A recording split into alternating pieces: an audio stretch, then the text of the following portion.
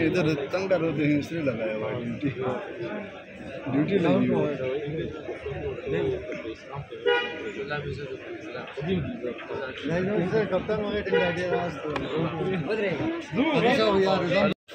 ये है जी शादाब खान की गाड़ी। शाहीन शाह अफरीदी की शादी पर वो इस गाड़ी पे आए हैं। और ये पीछे वाली गाड़ी जो है ये है जी मोहम्मद रिजवान की गाड़ी। रिजवान भाई इसमें मौजूद हैं और इस पर शादाब खान के वालिद साहब तशरीफ़ फरमा हैं।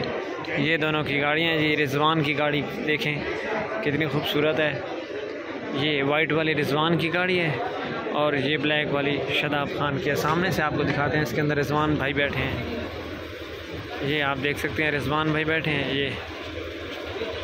ये रिजवान भाई बैठे हैं और ये गाड़ी है जी शादाब खान की ब्लैक वाली। आगे सेटेंगे तो तस्वीर बनेगी, आगे सेटेंगे तो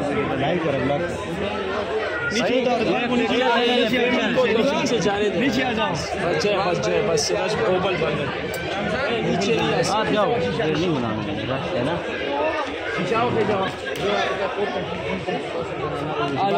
बस बस बस बंद कर।